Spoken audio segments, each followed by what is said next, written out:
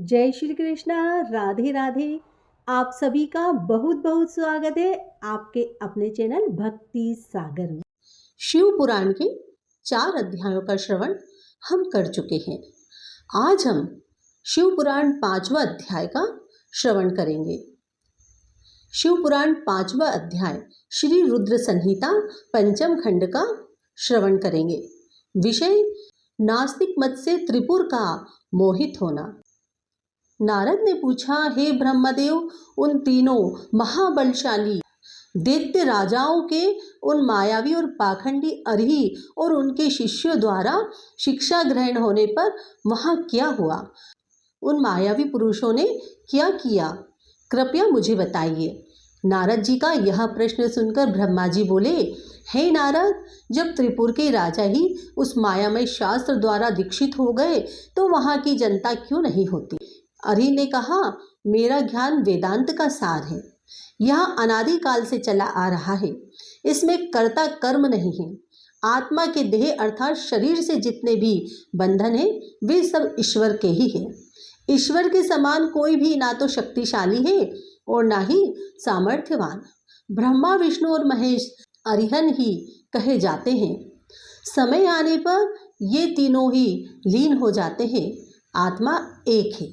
मृत्यु सभी के लिए सत्य है। मृत्यु शाश्वत है और सबके लिए निश्चित है। इसलिए हमें कभी भी हिंसा नहीं करनी चाहिए और सदा ही अहिंसा के मार्ग पर चलना चाहिए। अहिंसा ही परम धर्म है।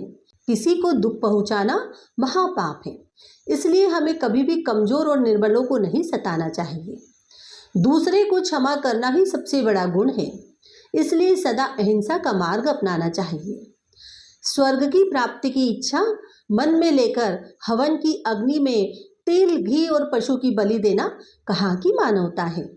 इस प्रकार उन असुर राजाओं को अपना जीवन दर्शन सुनाकर अरही उस पुर के निवासियों से बोले कि मनुष्य को सुखपूर्वक निवास करना चाहिए। आनंद ही ब्रह्मा है और परम ब्रह्मा की प्राप्ति सिर्फ एक व कल्पना है।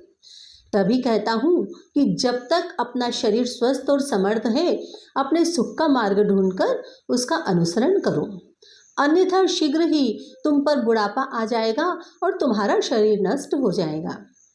इसलिए ज्ञानियों को स्वयं अपने सुख की खोज करनी चाहिए। मेरी इस बात का समर्थन वेद भी करते हैं। मनुष्य को जाति पाति के बंधनों में फंसकर कभी किसी को कम नहीं समझना चाहिए। सृष्टि के आरंभ में ब्रह्मा जी की उत्पत्ति हुई। उनके दक्ष और मरीचि नामक 2 पुत्र हुए।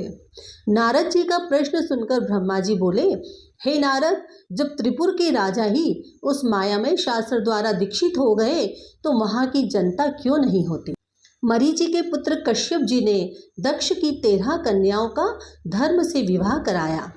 फिर प्रजापति के मुख, बाहु, ऊर, जंघा और चरण से वर्ण उत्पन्न हुए, ऐसा कहा जाता है। परंतु ये सभी बातें गलत जान पड़ती है, क्योंकि एक ही शरीर से जन्म लेने वाले सभी पुत्र भिन्न भिन्न रूप वाले कैसे हो सकते हैं? इसलिए वर्ण भेद को अनुचित मानना चाहिए। ब्रह्मा जी बोले, इस प्रकार उन अरही नामक धर्मात्मा ने अपने भाषण द्वारा ताराक्ष, कमलाक्ष और विद्युन्माली नामक तीनों असुरों के निवास को वेद मार्ग से विमुख कर दिया। साथ ही उन्होंने पतिव्रता स्त्रियों के पतिव्रता धर्म और पुरुषों के जितेंद्रिय धर्म को अस्वीकार कर दिया। इसलिए हमें कभी भी कमजोर और निर्बलों को नहीं सताना चाहिए। दूसरों को क्षमा करना ही सबसे बड़ा गुण है। इसलिए सदा अहिंसा का मार्ग अपनाना चाहिए। उन्होंने धर्म, यज्ञ, तीर्थ, श्रद्धा और धर्मशास्त्रों का भी खंडन किया। विशेष रूप से उन्होंने भगवान शिव की पूजा न करने के लिए सभी को प्रोत्साहित किया और सब देवताओं के पूजन और आराधना को व्यर्थ बताया। इस प्रकार उन अरही ने पूर्व के वासियों को अपने झूठे धर्म और पाखंड से मोहित कर दिया। इस प्रकार वहां अधर्म फैल गया। तत्पश्चात भगवान श्री हरि विष्णु की माया से देवी महालक्ष्मी भी उन त्रिपुरों में अपना अनादर देख उस स्थान को त्याग कर चली गई। शिव पुराण का 5वां अध्याय पूर्ण हुआ। कल हम सुनेंगे शिव पुराण 6ठा अध्याय। धन्यवाद।